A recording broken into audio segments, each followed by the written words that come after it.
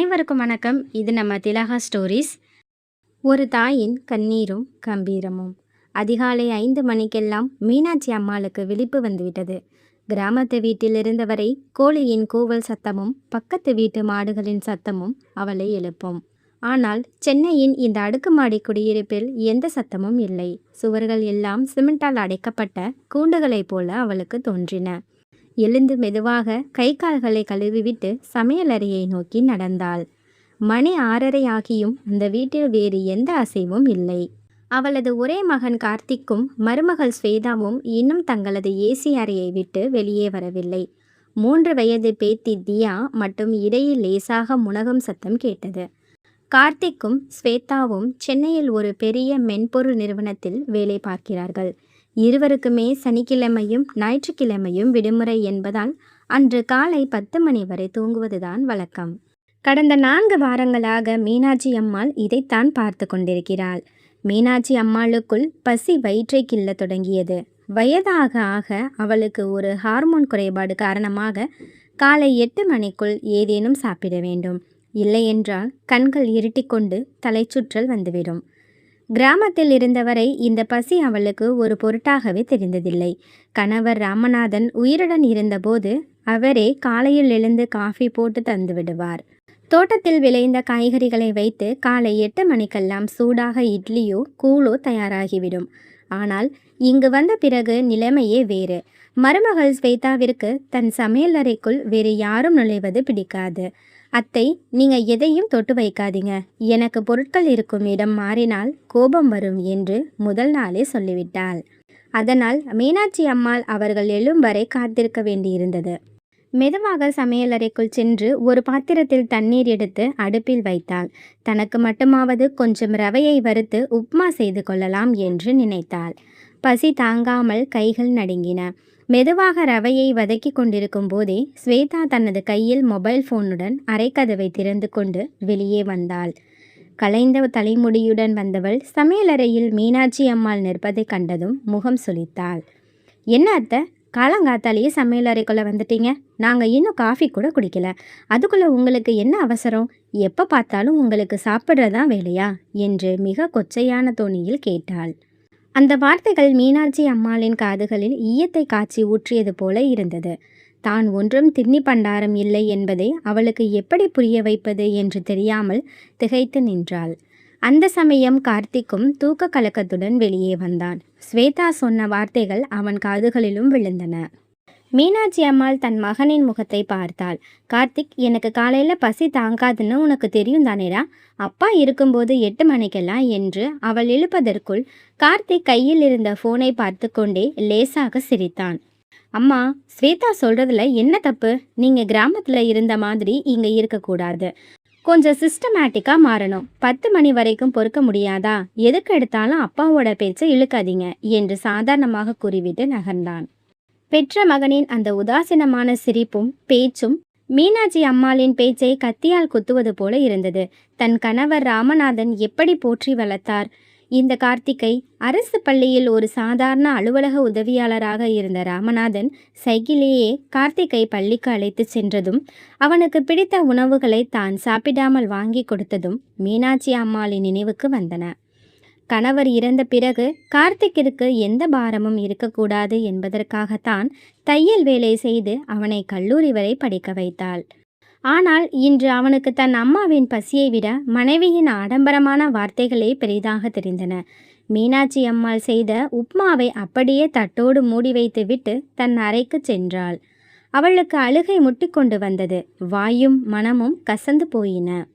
கார்த்திக்கும் ஸ்வேதாவும் தங்களது 3 வயது குழந்தை தியாவை பார்த்து கொள்ளவும் வீட்டு வேலைகளை செய்யவும் ஒரு ஆள் தேவை என்ற சுயநலத்தோடுதான் மீனாட்சி அம்மாளை சென்னைக்கு அழைத்திருந்தார்கள் என்பது அடுத்த சில நாட்களிலே தெளிவாக தெரிந்தது.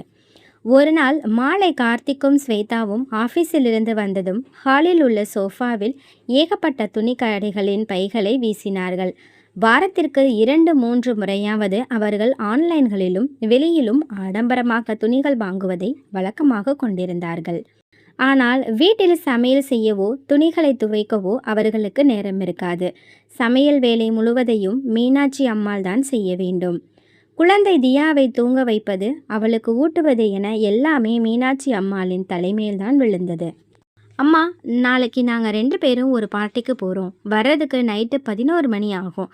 தியாவை பத்திரமா பார்த்துக்கோங்க. அப்புறம் சோஃபாவுக்கு பின்னாடி கொஞ்சம் தூசியாக இருக்கு, அதை அப்படியே தொடச்சிடுங்க என்று ஸ்வேதா கட்டளையிடுவது போல கூறினாள். மீனாட்சி அம்மாள் அமைதியாக தலையசைத்தாள். தான் ஒரு தாய் என்ற உரிமையோடு இங்கு வரவில்லை, சம்பளம் இல்லாத ஒரு வேலைக்காரியாகவே நடத்தப்படுகிறோம் என்பதை அவள் உணர்ந்தாள். தியாவை குளிப்பாட்ட கூட மீனாட்சி அம்மாளுக்கு அனுமதி இல்லை. அதற்கென்று ஒரு வெளியாள் பெண் வந்தாள். உங்களுக்கு வயசாயிடுச்சு அத்தை, குழந்தையை கை நழுவ விட்டுடுவீங்க குழந்தையை கை நழுவ விட்டுடுவீங்க என்று ஸ்வேதா சொன்ன காரணம் அவளது திறமையின்மையை குத்தி காட்டுவது போல இருந்தது. அன்று இரவு கார்த்திக்கும் ஸ்வேதாவும் வெளியே சென்ற பிறகு மீனாட்சி அம்மாள் தியாவை தூங்க வைத்துவிட்டு ஹாலில் அமர்ந்திருந்தாள். வீடு முழுவதும் அமைதியாக இருந்தது. அக்கம் பக்கத்தில் யாரிடமும் பேச முடியாது. எல்லார் வீட்டு வாசல்களும் இரும்பு கதவுகளால் பூட்டப்பட்டிருந்தன. கிராமத்தில் இருந்தபோது மாலை நேரத்தில் திண்ணையில் அமர்ந்தால் ஊரே வந்து பேசிவிட்டு போகும். அக்காவும் அக்கா பிள்ளைகளும் எப்போதும் அவளுடனே இருப்பார்கள். வேலை செய்யும்போது கூட பேசிக்கொண்டே செய்வதனால் சோர்வே தெரியாது. ஆனால் இங்கு தனிமை அவளை கொன்றது. தனக்குத்தானே பேசிக்கொள்ளும் நிலைக்கு தள்ளப்பட்டாள். இரவு 11 மணிக்கு கார்த்திக்கும் ஸ்வேதாவும் வந்தார்கள். அவர்கள் கையில் ஹோட்டல் உணவுகளின் பைகள் இருந்தன. கார்த்திக் நேராக மீனாட்சி அம்மாளிடம் வந்தான். அம்மா, கதவை பூட்டிட்டு போய் தூங்குங்க, நாங்கள் வெளியவே சாப்பிட்டோம். உங்களுக்கு வேணும்னா ஃப்ரிட்ஜில் பிரெட் ஜாம் இருக்கு, எடுத்து சாப்பிடுங்க என்று கூறிவிட்டு தன் அறைக்குள் சென்று கதவை தாளிட்டு கொண்டான்.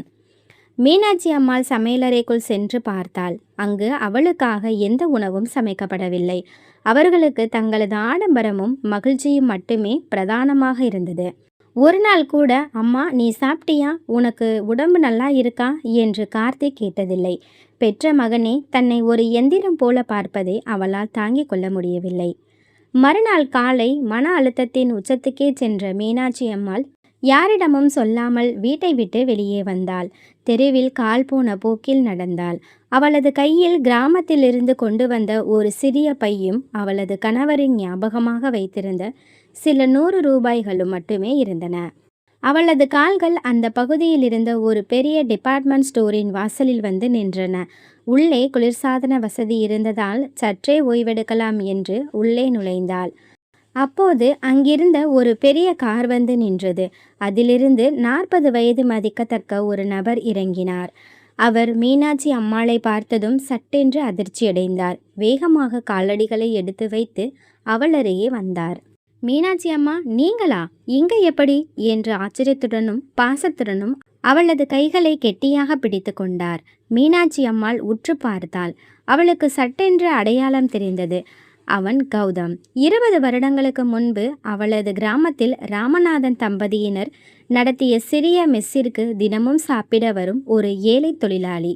அன்று அவனுக்கு பணமில்லாத போதெல்லாம் மீனாட்சி அம்மாள் அவனுக்கு தாயை போல உணவளித்து ஆதரித்தாள். கௌதம் அவளை தனது அலுவலக அறைக்கு அழைத்து சென்று அமர வைத்தான். அவளுக்கு கொடுக்க தண்ணீர் கொடுத்து அன்போடு நலம் விசாரித்தான். மீனாட்சி அம்மாள் தனது கணவரின் மறைவை பற்றியும் கார்த்திக்கின் வீட்டிற்கு வந்த இடத்தில் தனக்கு நேர்ந்த அவமானங்களையும் பற்றியும் கண்ணீருடன் கூறினாள்.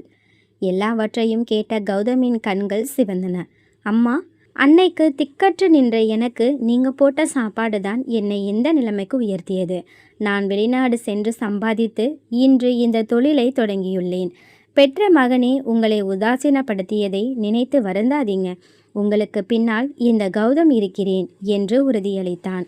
தொடர்ந்து பேசிய கௌதம், அம்மா, எங்கள் ஸ்டோரில் ஒரு பெரிய ஃபுட் கோர்ட் தொடங்க போகிறோம். பாரம்பரிய உணவு வகையான இட்லி, ஆப்பம், கொழுக்கட்டை போன்றவற்றை செய்ய திட்டமிட்டுள்ளேன். அதற்கு உங்களை போன்ற ஒரு அனுபவசாலியின் மேற்பார்வை தேவை.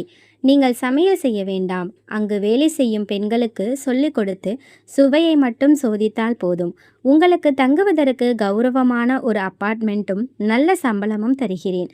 சுயமரியாதையோடு வாழ உடனே சம்மதியுங்கள் என்றான். மீனாட்சி அம்மாள் சிறிது நேரம் யோசித்தாள். ஊருக்கு திரும்பி சென்றால் மகன் வீட்டில் இருக்காமல் ஏன் வந்தாய் என்று ஊரார் கேட்கும் கேள்விகளுக்கு பதில் சொல்ல வேண்டும். அதைவிட உழைத்து தன் சொந்த காலில் நிற்பதே சிறந்தது என்று முடிவு செய்தாள். அவளது மனதில் ஒரு புதிய தைரியம் பிறந்தது. அன்று மாலை மீனாட்சி அம்மாள் கார்த்திக்கின் வீட்டிற்கு திரும்பினாள். அவளது மனதில் எடுத்த முடிவு உறுதியாக இருந்தது. இரவு கார்த்திக்கும் ஸ்வேதாவும் ஆபீஸிலிருந்து வந்ததும் மீனாட்சி அம்மாள் தனது 2 பைகளையும் எடுத்துக்கொண்டு ஹாலில் வந்து நின்றாள். கார்த்திக், நான் இந்த வீட்டை விட்டு போறேன்டா என்று அமைதியாக கூறினாள். கார்த்திக் ஆச்சரியத்துடன் பார்த்தான். என்னம்மா திடீர்னு, என்னாச்சு உனக்கு? அக்கம் பக்கத்தில் இருக்கிறவங்க பார்த்தா எங்களை என்ன நினைப்பாங்க? நாங்கள் எவ்வளவு சம்பாதிக்கிறோம் தெரியுமா? உன்னை நாங்கள் நல்லா தானே வச்சிருக்கோம் என்றான் கோபமாக. ஸ்வேதாவும் இடையில் புகுந்தாள். ஆமாம் அத்தை, நாங்கள் வேலைக்கு போயிட்டா வீட்டையும் குழந்தையும் யார் பார்த்துக்கிறது? ஒரு வேலைக்காரி கூட இந்த மாதிரி நடுவில் கிளம்ப மாட்டா. உங்களுக்கு என்ன குறை வச்சோம் என்று கத்தினாள். மீனாட்சி அம்மாள் ஸ்வேதாவை நேராக பார்த்தாள். நீங்கள் எனக்கு எந்த குறையும் வைக்கல ஸ்வேதா. ஆனால் என்னை ஒரு மனுஷியாக கூட நீங்கள் மதிக்கலை.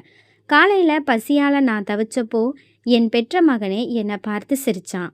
இந்த 3 மாசத்துல ஒரு நாள் கூட நான் சாப்பிட்டேனான்னு என் மகன் கேட்கல.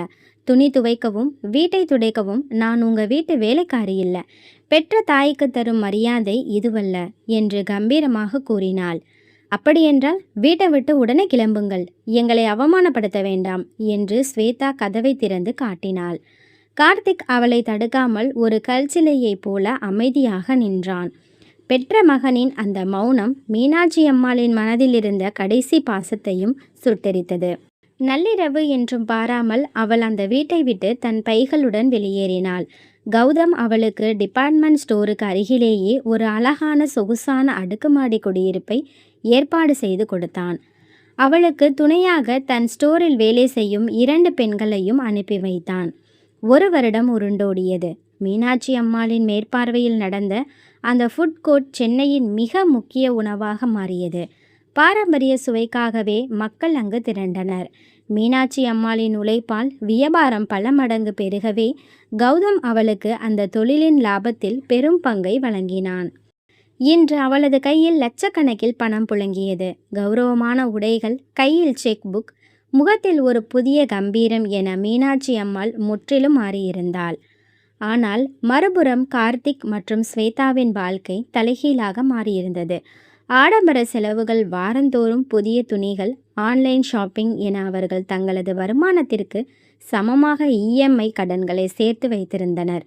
எதிர்பாராத விதமாக கார்த்திக் வேலை பார்த்த நிறுவனத்தில் ஏற்பட்ட பொருளாதார மந்தநிலை காரணமாக அவன் உட்பட பலரை வேலையை விட்டு நீக்கினர்.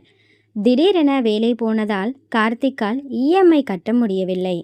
கடன்காரர்கள் வீட்டு வாசலில் வந்து நின்றனர். காரை எடுத்து செல்ல நிதி நிறுவன ஆட்கள் வந்து மிரட்டினர். ஸ்வேதாவின் சம்பளம் வீட்டு வாடகைக்கே சரியாக இருந்தது. தங்களது ஆடம்பர வாழ்க்கையின் விளைவை அவர்கள் அப்போதுதான் உணர்ந்தார்கள். திக்கற்று நின்ற கார்த்திக்கிற்கு அவனது நண்பன் மூலம் அவனது அம்மா இன்று சென்னையில் ஒரு பெரிய உணவகத்தின் தலைவியாக இருக்கும் விஷயம் தெரியவந்தது. வேறு வழியின்றி அவசர தேவைக்காக அவளிடம் பணம் கேட்க முடிவெடுத்தனர். அன்று மாலை மீனாட்சி அம்மாள் தனது சொகுசு அபார்ட்மெண்ட் ஹாலில் அமர்ந்திருந்தாள். அப்போது கதவு தட்டப்படும் சத்தம் கேட்டது. வேலைக்கார பெண் கதவை திறக்க உள்ளே கார்த்திக்கும் ஸ்வேதாவும் தங்களது குழந்தையுடன் நின்றிருந்தனர். அவர்களது முகத்தில் பழைய அகந்தை இல்லை, வறுமையும் கவலையும் அப்பட்டமாக தெரிந்தன. உள்ளே வந்த கார்த்திக் மீனாட்சி அம்மாளின் கால்களில் விழுந்து அழுதான். அம்மா, எங்களை மன்னிச்சிடுங்கம்மா, என் வேலை போயிடுச்சு. கடன்காரங்க வாசல்ல நிற்கிறாங்க. காரை ஏலம் விட போகிறாங்க. எங்களுக்கு ஒரு 10 லட்சம் ரூபாய் பணம் வேணுமா? எங்களை காப்பாத்துங்கம்மா என்று கதறினான். ஸ்வேதாவும் கைகளை கூப்பி, அத்தை, தெரியாமல் தப்பு பண்ணிட்டோம், எங்களை மன்னிச்சு எங்கள் கூடவே வந்துடுங்க என்று அழுதாள். மீனாட்சி அம்மாள் அவர்களை பாசத்துடன் பார்க்கவில்லை. அவளது கண்கள் முற்றிலும் நிதானமாக இருந்தன. மெதுவாக எழுந்து உள்ளே சென்றவள் தனது செக் புக்கை எடுத்து 10 லட்சம் ரூபாய்க்கான செக்கை எழுதி கார்த்திக்கின் கையில் நீட்டினாள். கார்த்திக்கும் ஸ்வேதாவும் ஆச்சரியத்துடன் அந்த செக்கை பார்த்தனர். அம்மா, அப்போ எங்களை மன்னிச்சிட்டிங்களா என்று கார்த்திக் ஆசையோடு கேட்டான். மீனாட்சி அம்மாள் சோஃபாவில் நிதானமாக அமர்ந்து பேசினாள். கார்த்திக், இந்த 10 லட்சம் ரூபாய் நான் உங்கள் வீட்டில் இருந்த 3 மாதங்கள் உழைத்ததற்கான வாடகை மற்றும் கூலி. அத்தோடு உன்னை பெற்று வளர்த்த கடனுக்காக நான் தரும் இறுதி பணம். பணம் அதிகமாக வரும்போது அதை சேமிக்காமல் ஆடம்பரமாக செலவு செய்துவிட்டு இன்று தெருவில் நிற்கிறீர்கள். அன்று பசியோடு நான் ஒரு தோசை சாப்பிட்டதற்கே என்னை அவமானப்படுத்தினீர்கள். நள்ளிரவில் நான் பையோடு வெளியேறிய போது ஒரு வார்த்தை கூட தடுத்து நிறுத்தாத கல் நெஞ்சம் கொண்டவன் நீ. அன்று இரவே என் வாழ்வில் நீங்கள் இறந்துவிட்டீர்கள். அம்மா, அப்படி சொல்லாதம்மா என்று கார்த்திக் அலறினான். இனி என்னை தேடி வர வேண்டாம், என்னிடம் எந்த உறவும் எதிர்பார்க்க வேண்டாம். இந்த பணத்தை கொண்டு உங்கள் கடனை அடைத்துவிட்டு உழைத்து வாழ பழகுங்கள், கிளம்புங்கள் என்று மீனாட்சி அம்மாள் உறுதியான குரலில் கூறிவிட்டு எழுந்து தன் அறைக்குள் சென்றாள். அவளது கம்பீரத்தையும் சுயமரியாதையையும் கண்டு கார்த்திக்கும் ஸ்வேதாவும் தலைகுனிந்து தளர்ந்த நடையுடன் அந்த வீட்டை விட்டு வெளியேறினர். காலத்தின் சக்கரம் சுழன்று அநீதி இழைத்தவர்களை சரியான இடத்தில் நிறுத்தி இருந்தது. இந்த கதையை இவ்வளோ நேரம் படிச்சுட்டு இருந்த கேட்டுட்டு இருந்த அனைவருக்கும் நன்றி. நம்ம சேனலை மறக்காமல் லைக் பண்ணுங்கள், ஷேர் பண்ணுங்கள், சப்ஸ்கிரைப் பண்ணி வச்சுக்கோங்க. அடுத்த கதையில் பார்க்கலாம். பாய்.